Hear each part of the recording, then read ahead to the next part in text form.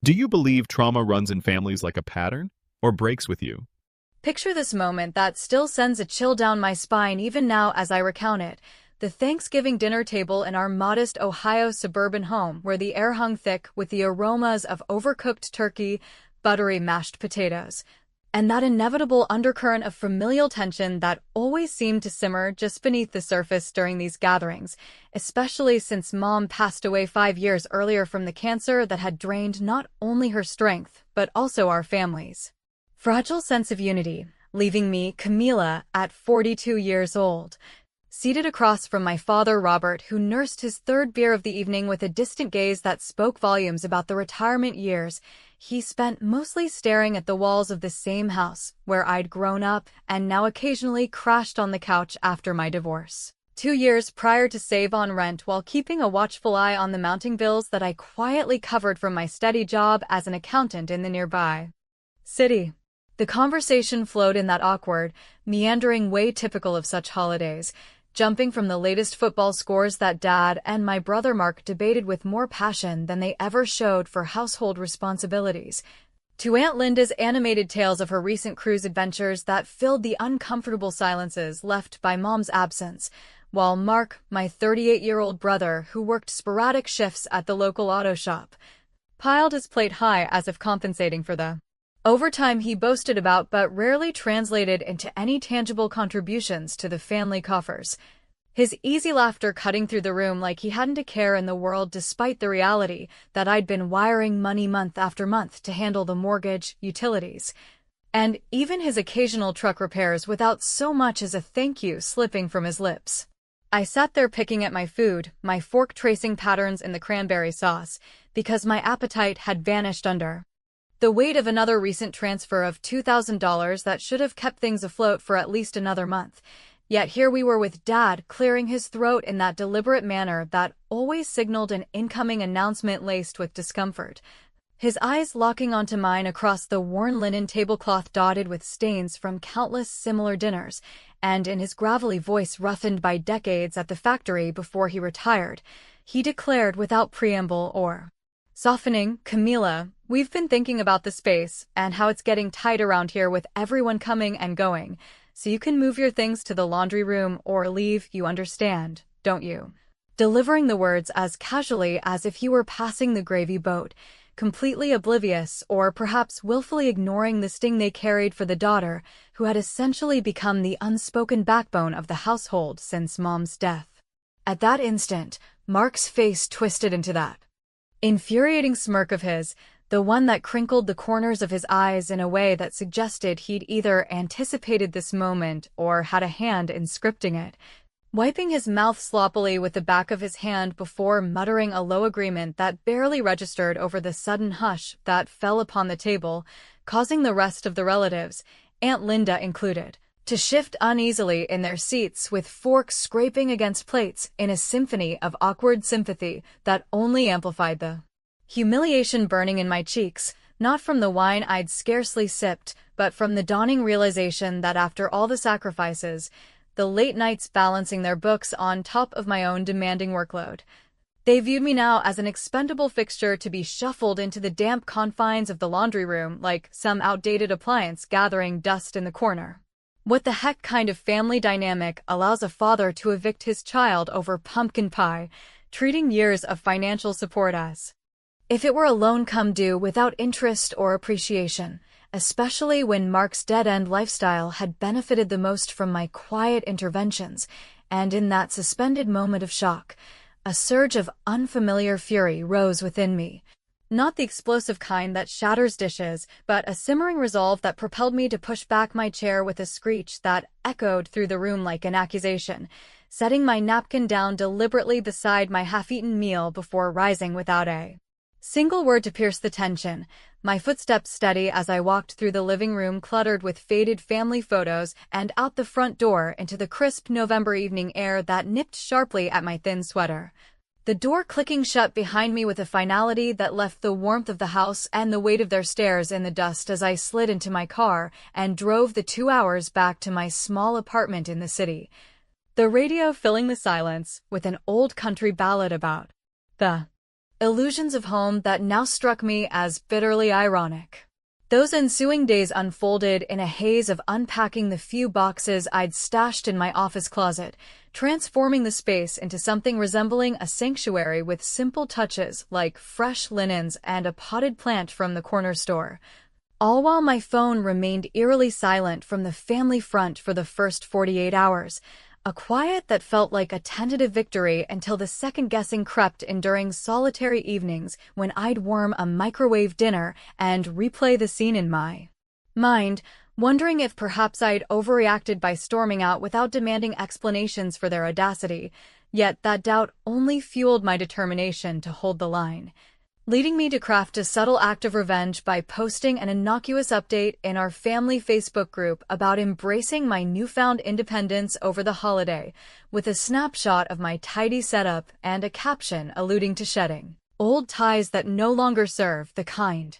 A vague nudge that garnered likes from distant cousins, but elicited no response from Dad or Mark, allowing me to imagine their discomfort as they pondered whether I'd air more of the dirty laundry, pun very much intended, in the days to come. A small witty payback that eased the knot in my chest just enough to sleep that night, unaware that the fragile piece was about to crack wide open with an incoming call from Dad that carried the edge of outright panic, his voice on the line days later, betraying a desperation that hinted at troubles far deeper than a simple holiday spat.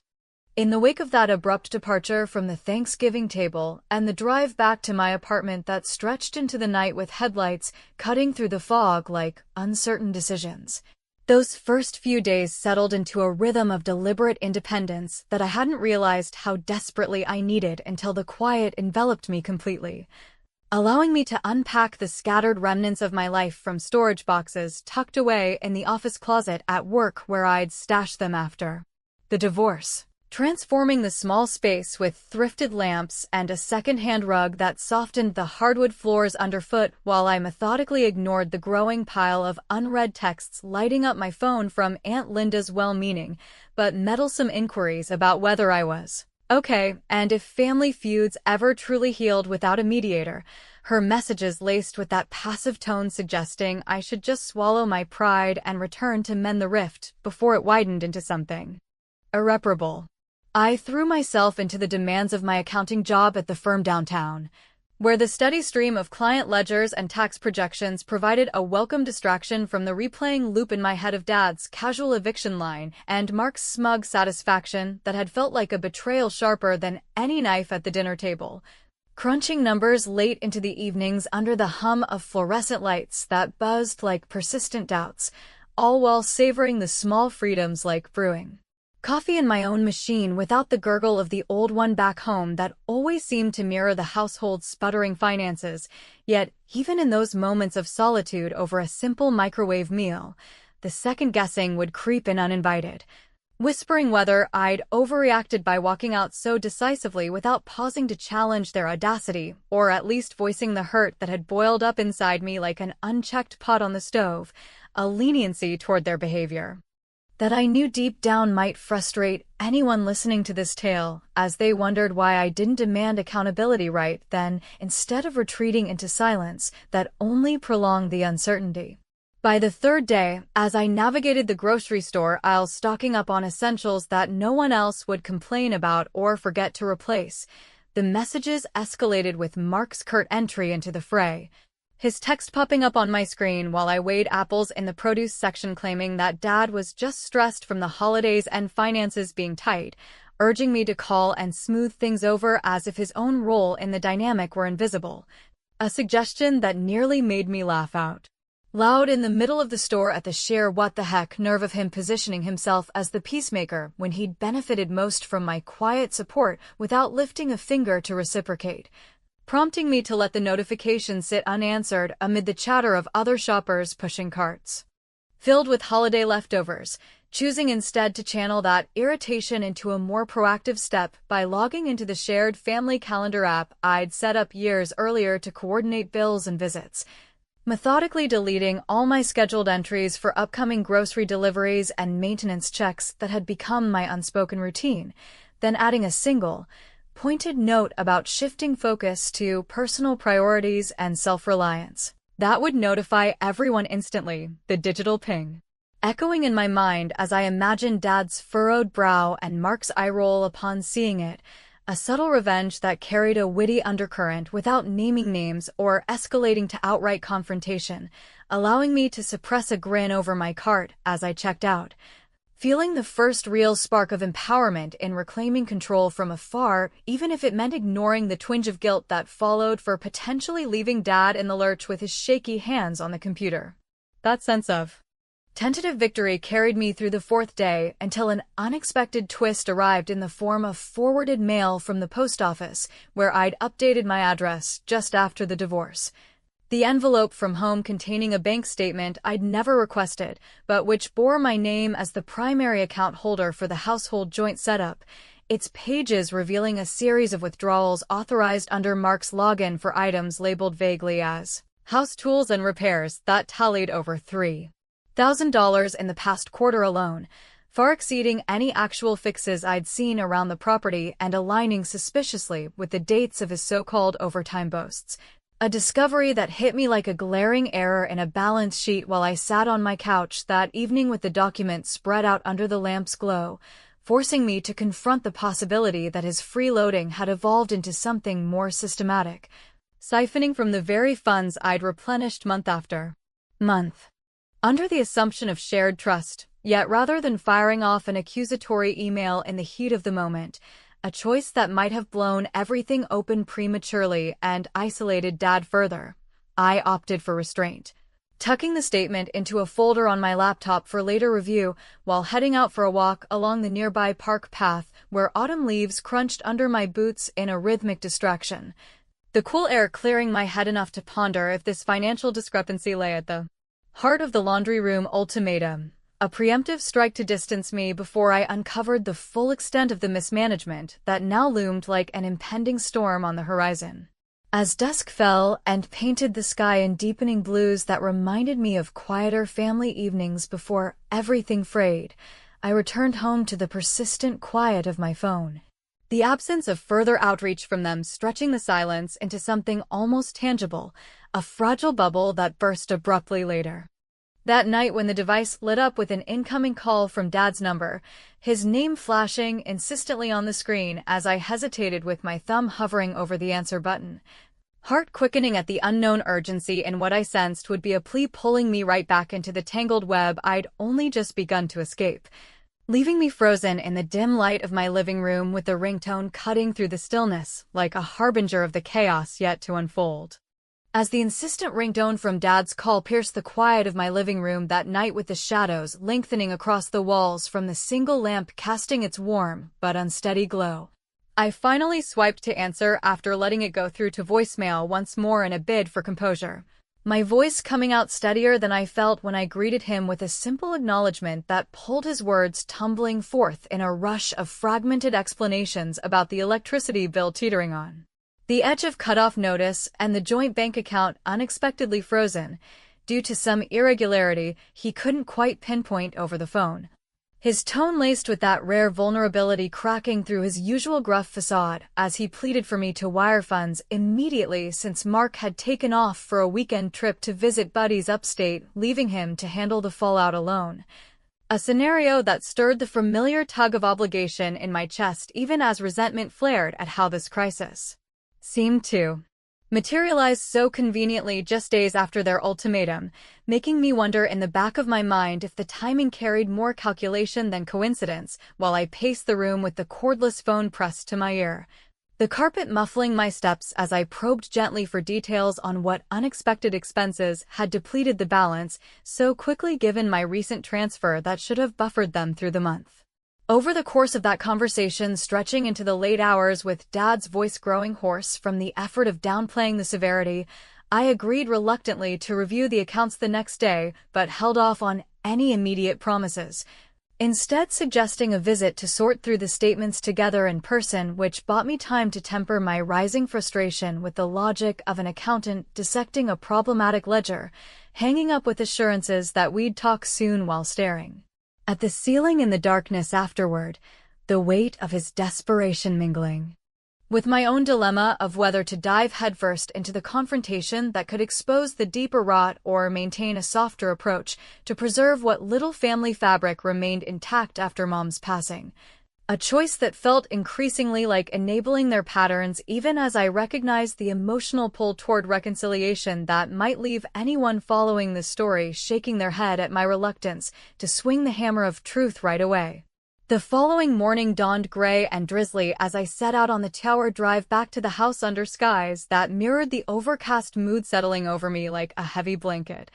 The windshield wipers swishing rhythmically against the rain while my thoughts churned through scenarios of what I might uncover upon arrival. Pulling up to the familiar driveway lined with overgrown shrubs that Dad never quite got around to trimming to find him waiting on the sagging porch in his threadbare flannel shirt, his face etched with lines deeper than I remembered from just a week prior as he ushered me inside to the kitchen table, still bearing faint remnants of Thanksgiving in the form of a crooked centerpiece wilted from neglect, where we sat with steaming mugs of coffee that did little to warm the chill in the air as I fired up my laptop and pulled up the online banking portal, the screen illuminating patterns of withdrawals that jumped out immediately under Mark's authorization for nebulous categories like miscellaneous repairs and supply runs totaling nearly $5,000 over the preceding half year, amounts that dwarfed any visible improvements to the property and aligned too neatly with his sporadic work claims, prompting Dad to shift uncomfortably in his chair with mutterings about how he'd trusted Mark to manage the online side since his arthritis made typing a chore these days, yet the flicker of unease in his eyes betrayed a awareness that went beyond mere oversight, fueling my internal conflict as I debated, pressing harder on the discrepancies that screamed mismanagement or easing off to avoid alienating him further in his fragile state, ultimately opting for the latter path with questions phrased as collaborative suggestions rather than accusations. A decision born from years of smoothing edges that now tasted like compromise at my own expense, the kind that might make listeners inwardly cringe at the missed opportunity to demand transparency right there amid the coffee rings on the table. With the immediate utility bill sorted through a quick transfer from my personal account that left a bitter aftertaste despite Dad's murmured gratitude,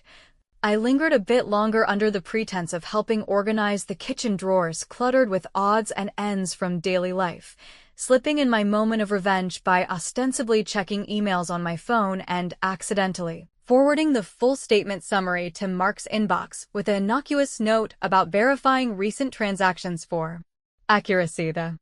send button clicked with deliberate nonchalance that masked the satisfaction of knowing it would ambush him mid-trip like an unwelcome way-up call, forcing awkward justifications without me needing to utter a single direct word. A witty sidestep that eased the tension coiling in my shoulders as Dad stepped out briefly to fetch more creamer from the fridge, allowing me to rifle through a nearby stack of unopened mail in a drawer that caught my eye for its disarray. What I unearthed there sent a jolt through me sharper than the financial revelations, a bundle of yellowed envelopes from a law firm dated back to the turbulent months of Mom's illness over 5 years ago, their seals partially broken as if glanced at once and then forgotten, the top one bearing fragments of text about contested elements in her modest estate, including a trust meant to divide assets evenly among Dad, Mark, and myself, but with annotations hinting at alterations or disputes involving Mark's name in a context that suggested more than routine paperwork, leaving me rooted to the spot with the rain pattering insistently against the window pane as Dad returned oblivious to my discovery. His casual question about lunch hanging unanswered in the air while my mind raced with the implications of this unexpected family secret surfacing like a ghost from the past, pulling the threads of our dysfunction into sharper focus and leaving me to wonder just how many layers of deception lay buried beneath the surface we'd all pretended to ignore for so long. With the bundle of yellowed letters from the law firm clutched in my hand as Dad re-entered the kitchen oblivious to the tremor in my fingers, and the way my pulse quickened under the steady drum of rain against the window that framed the gray afternoon outside, I quickly slid them back into the drawer under the guise of tidying up the cluttered space filled with rubber bands and forgotten receipts, forcing a casual smile as I suggested we grab lunch at the nearby diner to continue our discussion. away from the house's confining walls, a move that allowed me to pocket one of the less incriminating envelopes in my coat for later scrutiny, while steering the conversation toward lighter topics, like the upcoming winter weather patterns that always brought out Dad's grumbling about heating costs. Yet, even as we drove the short distance in his rattling old truck with the heater blasting unevenly against the chill, my mind raced through the fragmented phrases I'd glimpsed about the contested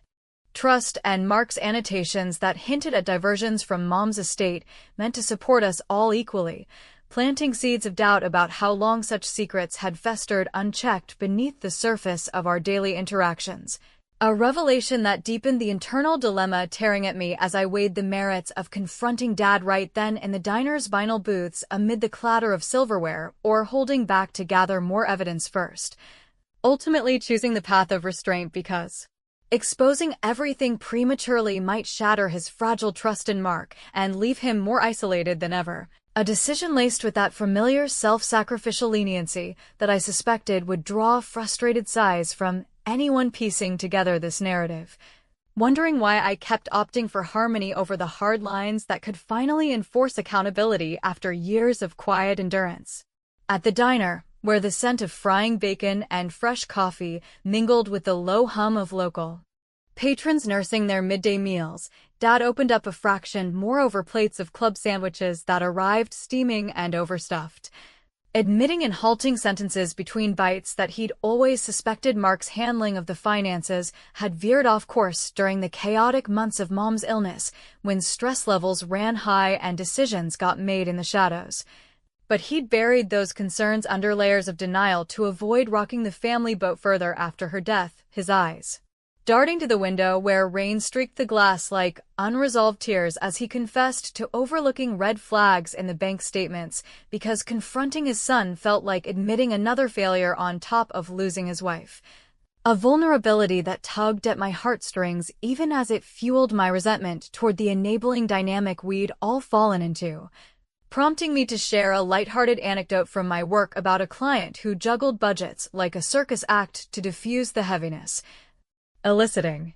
a rare chuckle from Dad that eased the air momentarily and injected a touch of wry humor into the moment as we bonded over the absurdity of financial tightropes without delving deeper into the letters burning a hole in my pocket. Returning to the house afterward with the rain tapering off into a misty drizzle that left the world blurred and indistinct, I spent the afternoon ostensibly helping Dad sort through the garage cluttered with tools and boxes from yesteryears, all while my thoughts circled back to the estate documents that now demanded a closer look, deciding in a quiet resolve to scan them discreetly once home rather than risk an on-the-spot interrogation that could escalate into accusations flying like shrapnel, a choice that prioritized his emotional stability over immediate justice and one I knew might come across as overly forgiving to outsiders listening in, especially given the mounting evidence of betrayal stacking up like unpaid invoices on a desk. That evening, as I prepared to drive back to my apartment under clearing skies that promised a crisp night ahead, the unexpected arrival of Mark pulling into the driveway in his mud-splattered truck shifted the atmosphere instantly. His face a mask of feigned surprise at finding me there, though the forwarded statement email I'd sent surely explained it, leading to an awkward family huddle in the living room where he launched into excuses about the withdrawals being necessary for unexpected repairs like the leaky roof I'd never noticed and parts for his truck that indirectly benefited the household, his words tumbling out with that defensive edge undercut by the smirk threatening to resurface as Dad nodded along uncertainly from his armchair, creating a tableau of strained normalcy that begged for intervention yet pulled me into the role of mediator once more, suggesting we review a simple budget spreadsheet I'd whipped up on my phone during the drive to illustrate the imbalances without pointing fingers. Outright, the screen's glow highlighting outflows that dwarfed inputs in a visual punch that made Mark's color drain as he stammered over forgotten details, turning what could have been a shouting match into a cleverly orchestrated embarrassment through data-driven wit that left him fidgeting on the couch without me raising my voice. A satisfying revenge that hummed under the surface like a well-placed jab while Dad watched with widening eyes, the humor arising from Mark's floundering attempts To pivot to jokes about my accounting prowess being overkill for family matters, lightening the tension just enough to end the evening on a tentative truce with promises of him providing receipts by week's end. As I finally hit the road that night with the house receding in my rearview mirror and stars beginning to prick the darkening sky, the partial truths gleaned from the day settled uneasily in my gut, prompting a late-night call to a trusted colleague at the firm for a discreet opinion on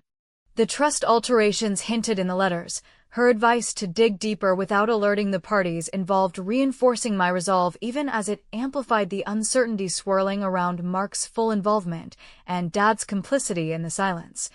leading me to pore over the scanned documents back in my apartment until exhaustion claimed me, only to be jolted awake the next morning by another call from Dad, his voice steadier yet urgent as he insisted on meeting again to discuss something pivotal. From Mom's estate papers that he'd uncovered in a box the night before, the partial confession spilling out over the line about Mark's mishandling, but laced with hesitations that made everything feel off-kilter, as if the truths he dangled were just the tip of a much larger iceberg threatening to upend the fragile balance I'd fought so hard to maintain.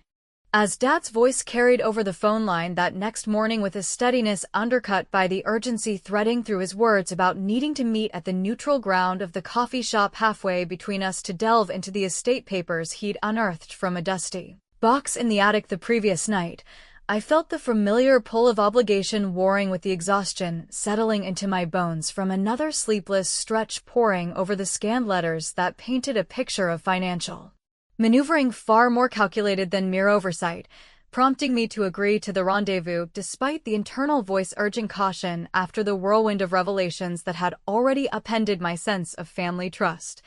A concession to his plea that stemmed from years of prioritizing his emotional well-being over my own fraying resolve. The kind of choice that might elicit eye rolls from anyone tracing the saga as they pondered why I continued extending olive branches laced with thorns, instead